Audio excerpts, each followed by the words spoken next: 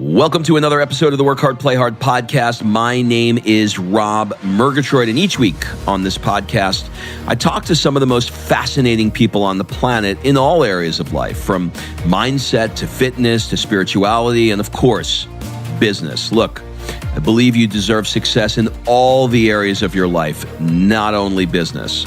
But before we get into today's show, you may want to join us on our next Work Hard, Play Hard experience. This year, we're going to be going to Mykonos and Marrakesh.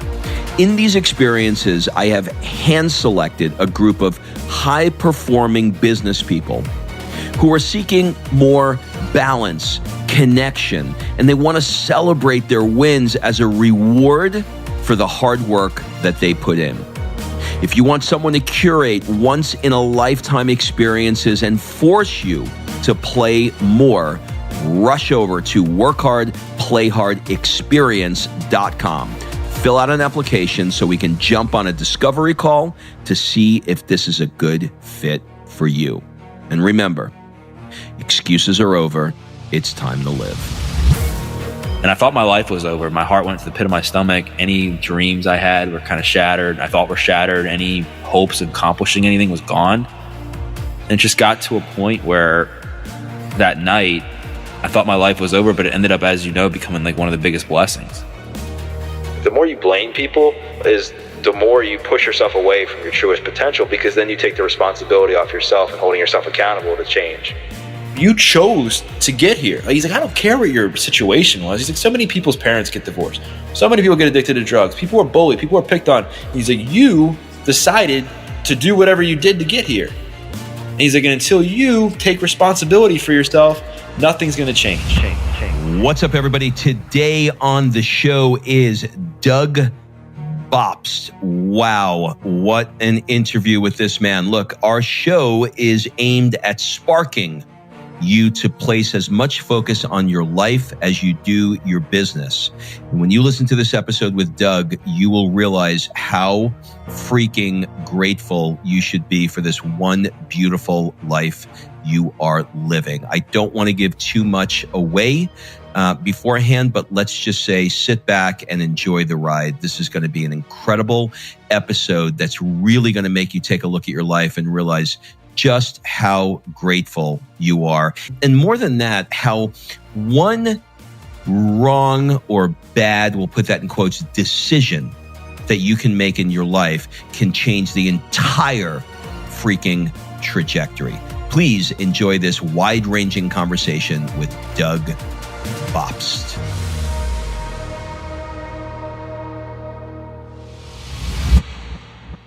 Doug, welcome to the show. Rob, man, thanks for having me. It's my pleasure. I am so excited for you to do this episode. And here's why.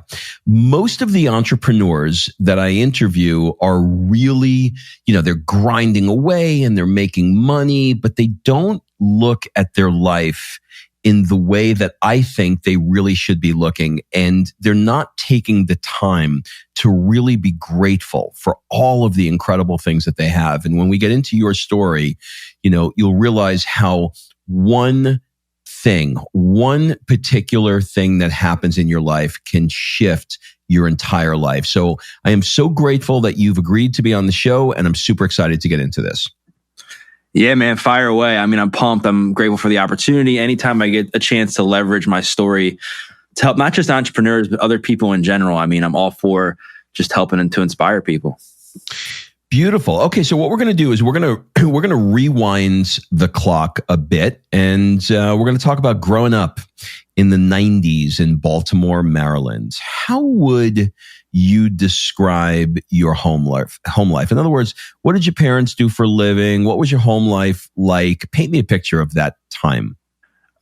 Man, I was a survivor of growing up in a divorced home. My parents got divorced when I was 5, so this is probably 92.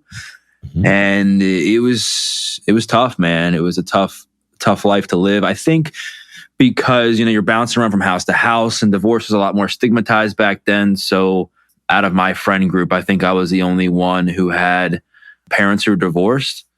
And it led to a lot of insecurities. Like, what's wrong with me? Why is this happening to me? Why am I different?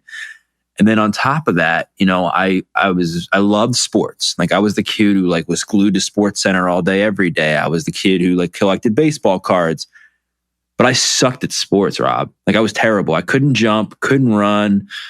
And I was always the one who was picked last. And so I started to get depressed and I started to eat very unhealthily and, ended up getting, heavy when I was like, 9, 10, 11 years old. And to the point where I just developed even more insecurities, as you can imagine. And I was bullied in school. I survived a lot of abuse growing up.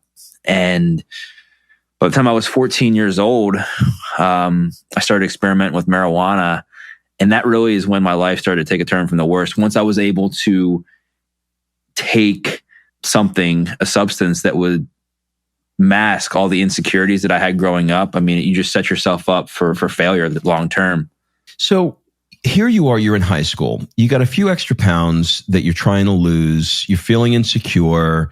And then someone says, hey, look, why don't you try some pot? You try some pot, you ease the pain a little bit, but then that boomeranged on you and it wound up giving you the munchies. And so now you're gaining more weight, smoking the pot. You're feeling the ease that you're looking for, which is sort of like, eliminate that awkwardness, but it's having the reverse effect because now you're gaining more weight with the munchies. Then there's another moment for you where you've got this pivotal moment when someone offers you 5 milligrams of Percocet.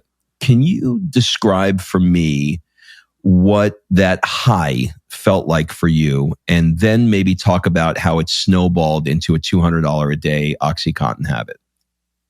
Yeah, I mean, so what ended up happening was the pot, right?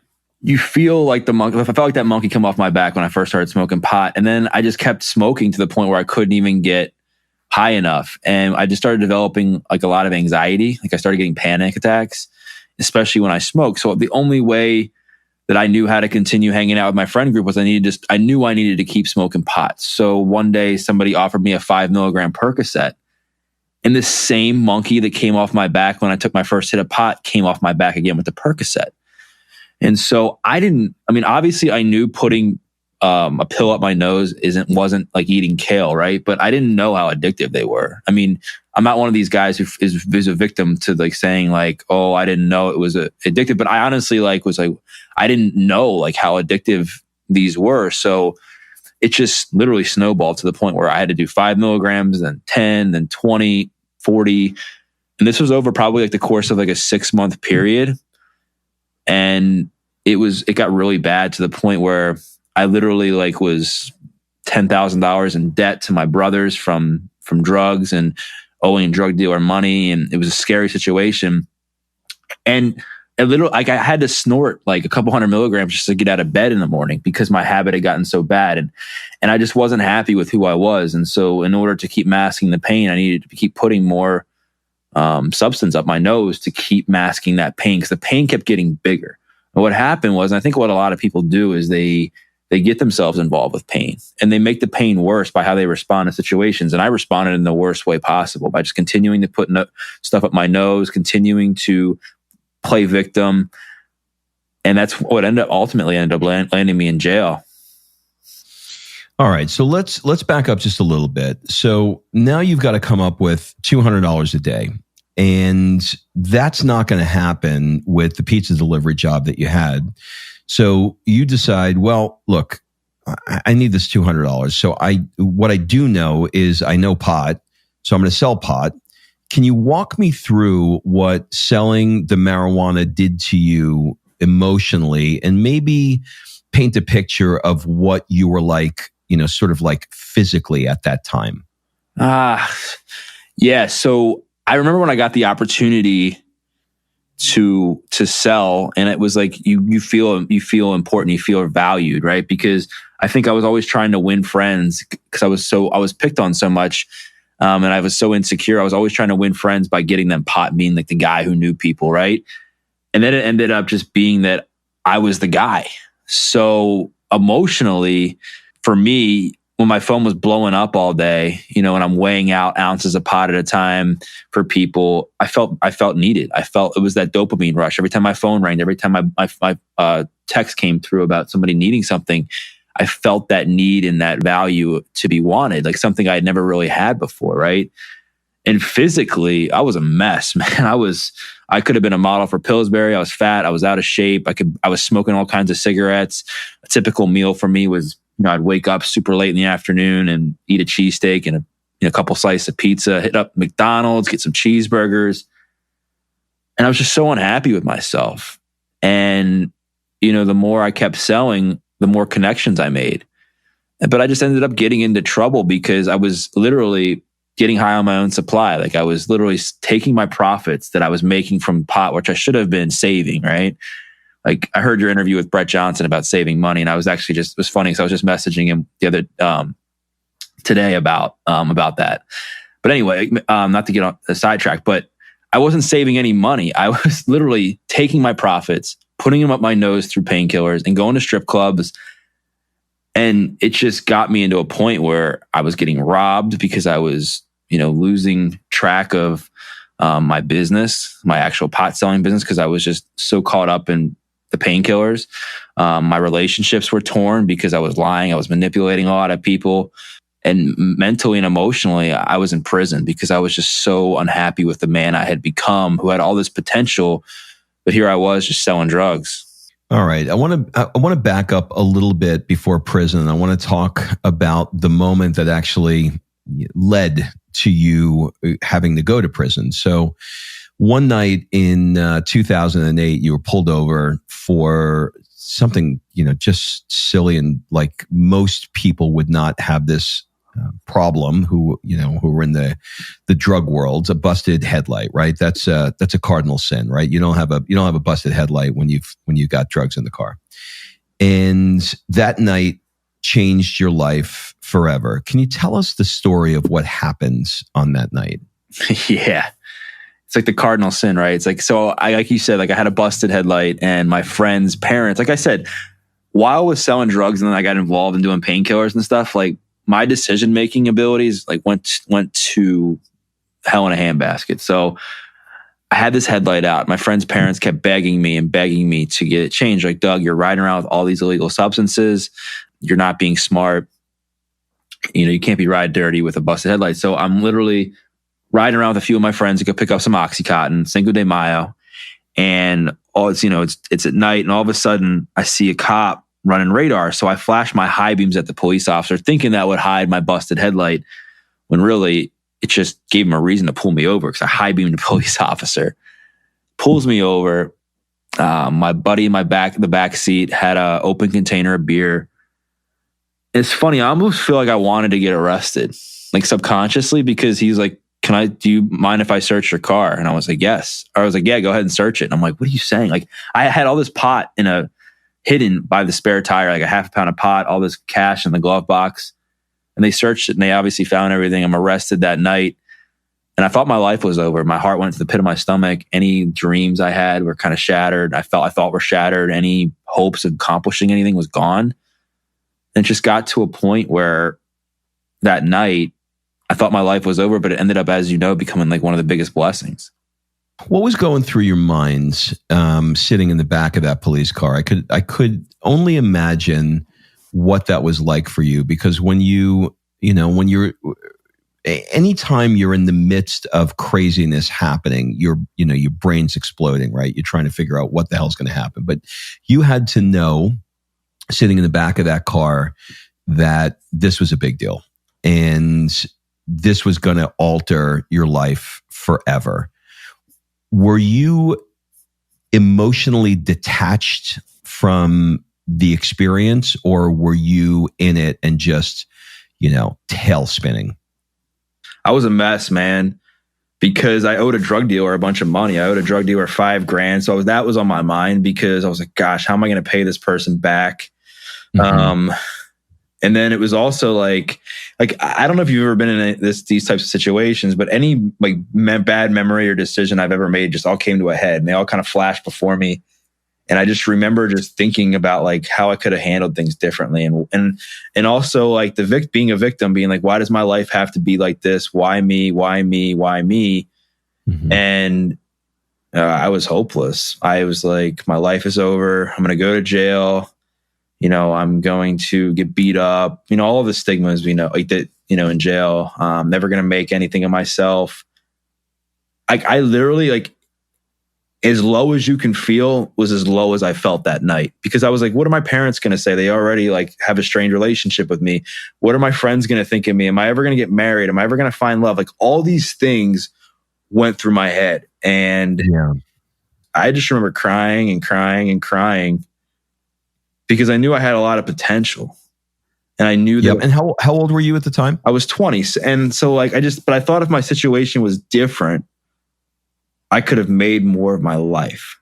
And I was just so upset that it wasn't, that I just kept blaming people. And the more I've realized, the more I've grown up, the more I've come to terms with, the more you blame people is the more you push yourself away from your truest potential, because then you take the responsibility off yourself and holding yourself accountable to change. Yeah, I love that. That was really, really well stated. So a judge sentenced you. You could have gotten 5 years, but he sentenced you to 90 days, and he gave you the option that if you cleaned it up, he would actually remove the felony off your conviction. Take me back to that moment when you were standing in front of the judge and, your attorney said to you, look, he can give you 5 years. He can give you this. He can give you that. I don't know what's going to happen. Let's hope for the best. Take me back to that sort of moment and tell me what you were feeling inside, and then what it felt like when the judge finally told you what he told you. Yeah, I mean, so for me, I was high in court. So like, I remember my lawyer being so like upset. He's like, why couldn't you get clean? Just pass a drug test. Like, why couldn't you do this? And I'm thinking to myself, like my grandparents had offered me like months before, money for a lawyer. And I chose to get a new car because my car had blown up. I was like, well, how can I continue to sell and buy drugs without a car? So I'm in court. The judge sentences me. I'm looking at my lawyer like, gosh. And at this time it was 2008, right? So I'm like, all right, well, 5 years of probation. He sentenced me to 5 years, suspended everything but 90 days, 5 years probation, 200 hours community service, all the fines and drug classes. And I'm like thinking to myself, well, the world's going to end in 2012. So what's the point? Like, I'm going to get high when I get out of court. Like all these things are going through my mind that I just wasn't going to make it. Like I was having suicidal thoughts, like literally like days before I went to court, I was literally telling myself that I was going to hopefully snort like a line and never wake up again. That was like my hope. I would pray for that. Like it was so screwed up, man. And so when I got sentenced, I was like, well, I guess my life's completely over. And I had no idea what I was about to walk into when I went into jail. I mean, considering the habit I had, the detox I had to go through, and the cellmate to change my life. Okay. So now you're in jail. And do you remember what it was like? By the way, do they take you to jail like immediately when you get sentenced? No. So what ended up happening was he gave me 3 weeks to kind of gather my stuff. You know what I mean? Like develop more relationships or to kind of, I guess, mend the relationships, that I had, to kind of say goodbye to my family and everything. So he gave me a few weeks to gather my own time. And, but then I didn't stop using drugs. I kept snorting pills. And I thought, because I got a prescription of Suboxone, because I went to a doctor and I was like, hey, I'm addicted to drugs. Like, here's my urine. I need Suboxone to help detox. That I'd be able to take that with me to jail. Well, I was extremely wrong because it's a narcotic. They wouldn't let me take it in. So when I went there, I was almost late to court. I mean, I was almost late to jail. They were like, you got to show up here by 5 p.m. Or if you don't, it's considered like fleeing and eluding or escape. You get an escape charge for trying to escape. So I was supposed to technically be in jail. And the last thing I did was I was at a buddy of mine's house and I snorted like 200 milligrams of oxy. I get to jail, say goodbye to my family.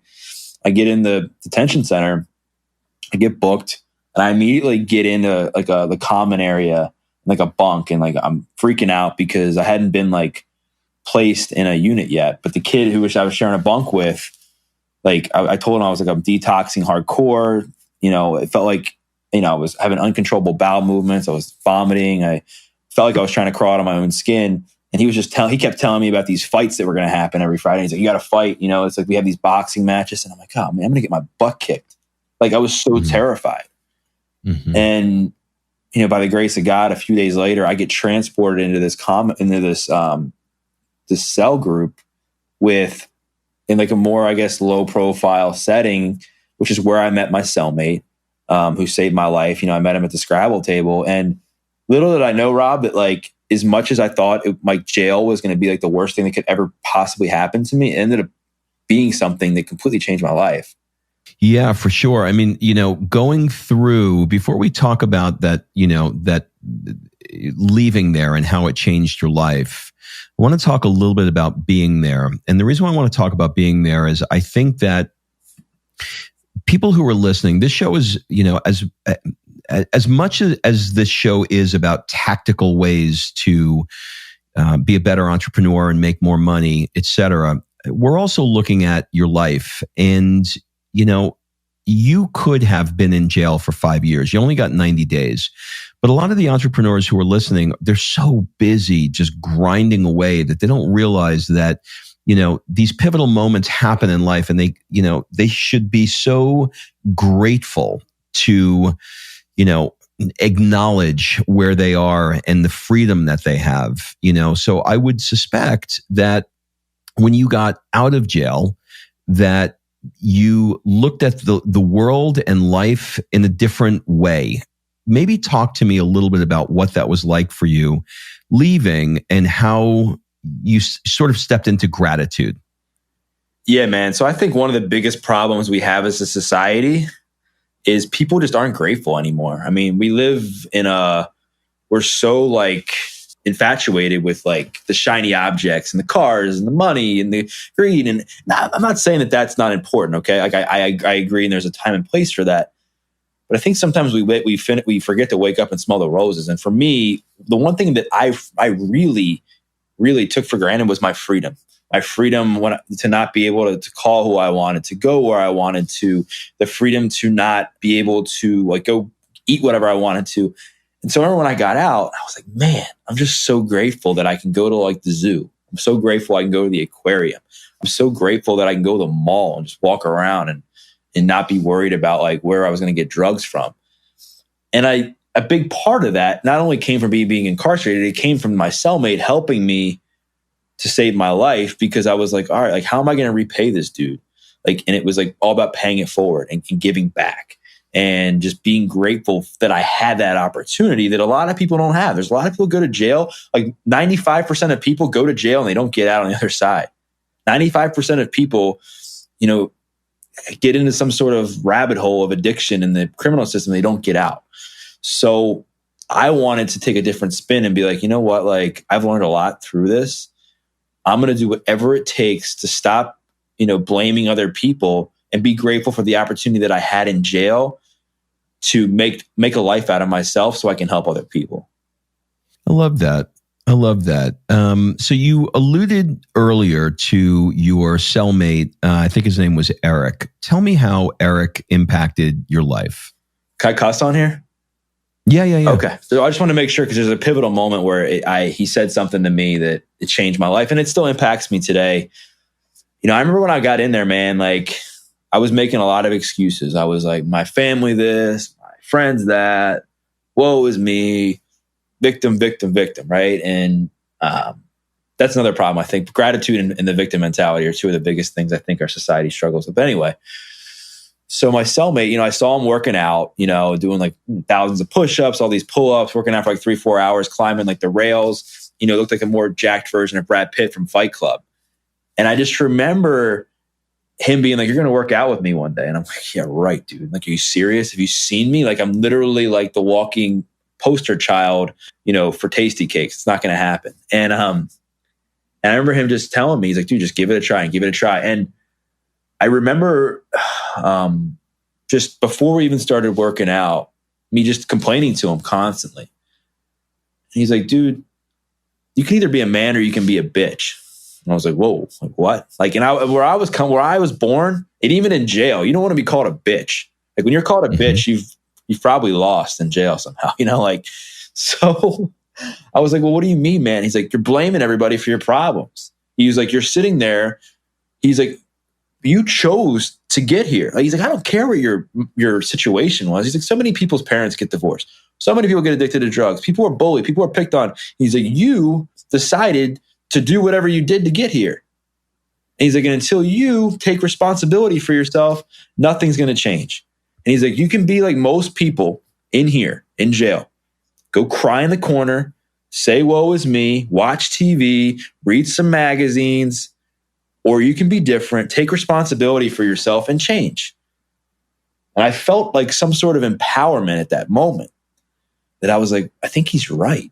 I think for the first time, I felt like empowered. And when you feel empowered, Rob, shit changes, man. And you start to be able to accomplish things you never thought. And then we started working out. And I just remember, being in front of a bunch of grown men, getting down to do a push-up, not being able to do a push-up, not being able to do one from my knees, hardly being able to walk.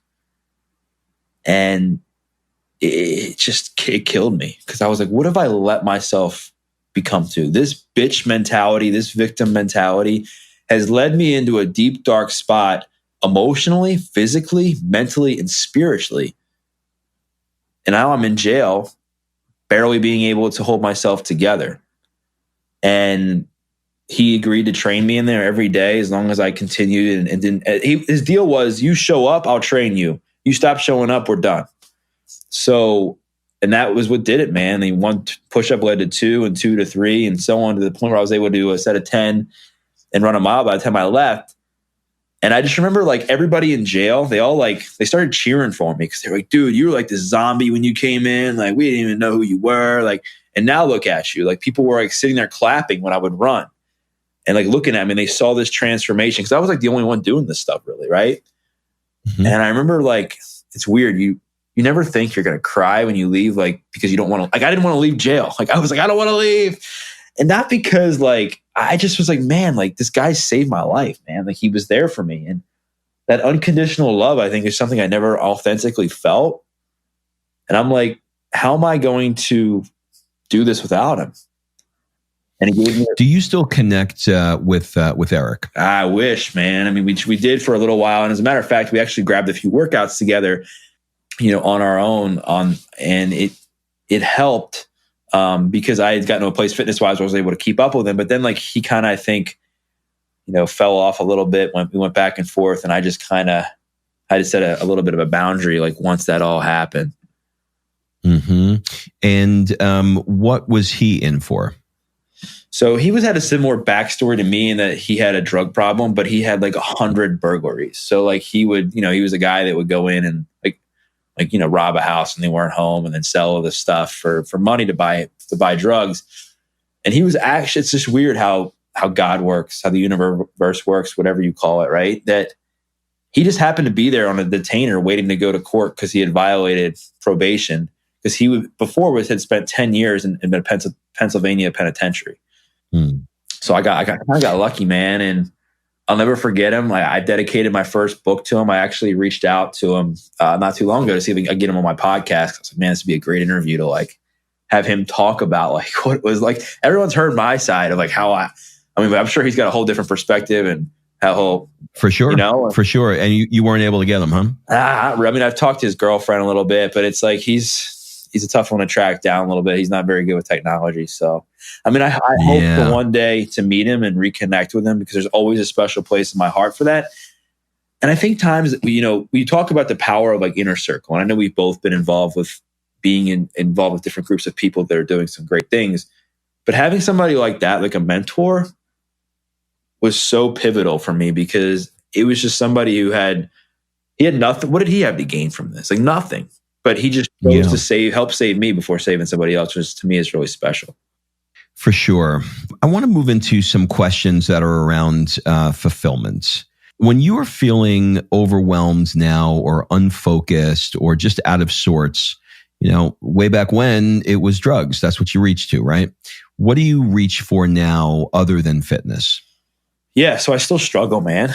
Like, I don't, obviously, I think people get it all twisted that once you get off drugs and you have some success in life, that you don't struggle anymore, that you don't get depressed, you don't get anxious, and it's all BS, right? It's how you manage it. And so I've had my fair share of struggles. I mean, not with addiction, but just with life. And the way I've managed it now is so much different. So other than fitness, obviously fitness is a big part of it.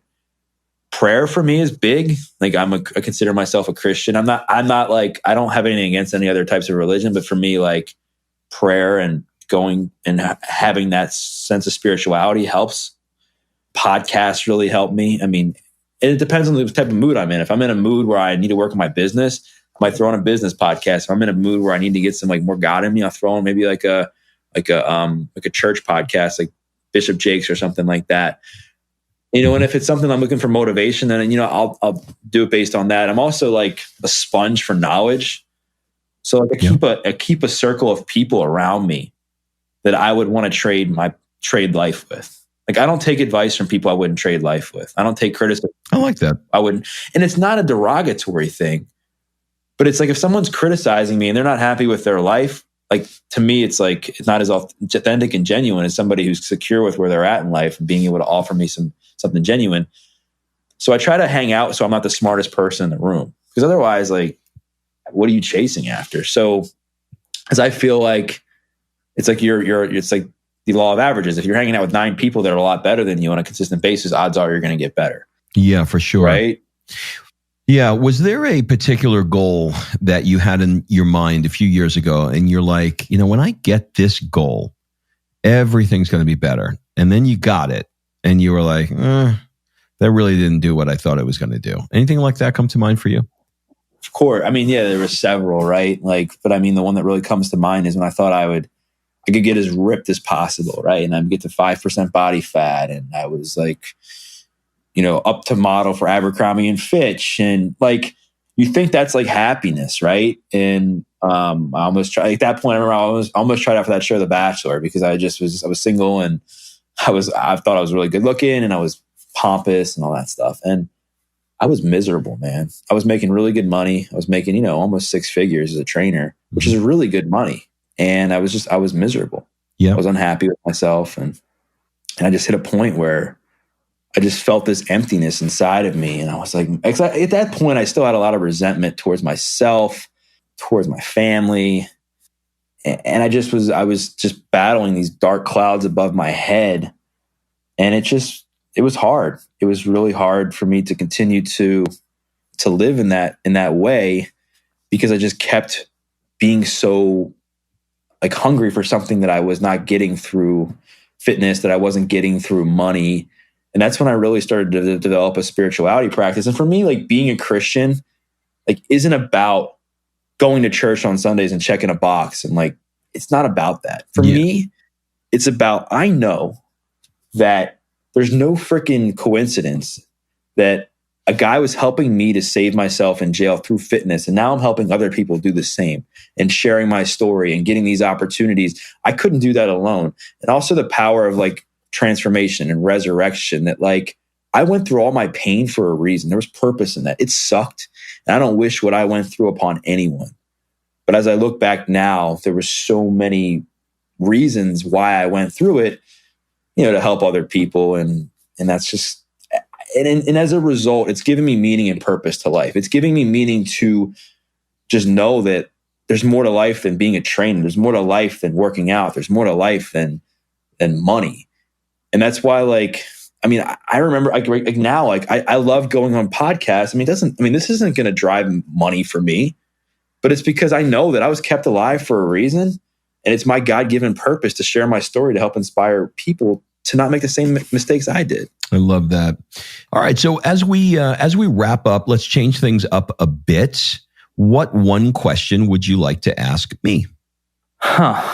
So I'm intrigued, man. I was doing some research on you. I don't just come on interviews and I don't just reach out to random people. I mean, it's like I've kind of, I guess, gotten to a point where I've done enough podcasts that I'm pretty particular about shows I go, just because it's like, it's got to be a good fit, good conversation. So like, I want to make sure it's the host is intriguing to me, just like I am to them. And I think it's only fair, right? So I was looking at you and I saw you do these private retreats, man. So I was like, dang, that looks so much fun. Like, what does that look like? Because I mean, obviously I look at your page and I've been stalking you a little bit just to kind of see who I'm talking to, and it just looks like what you do is just so unique. Like what exactly does that entail? I recognize that there was a need for high-end entrepreneurs who absolutely loved what they did, but really wanted to be having experiences more with other entrepreneurs that loved traveling and loved experiences. So as a test, I put together 20 people, took them over to the Greek islands in Mykonos, and I created an experience for them. And they went nuts over it. So I decided to offer it to my listeners. And so now we do 2 events a year. We just got back from Italy a little while ago. And, I do them twice a year. So pretty much every 6 months, an entrepreneur can count on, hey, look, I got this part of my life serviced. I'm not going to go 10 years without, ever making it to Europe. I'm going to do something amazing. And I want them to spend as much time on working on their life as they do working on their business. It's freaking awesome, man. What an idea. Cool stuff, right? Yeah. Yeah. And how does that, so people, I guess, pay you like a fee, I guess, and then they pay their own way? Is that how it works? Yeah. There's a fee and everything's included. That's awesome, man. Yeah.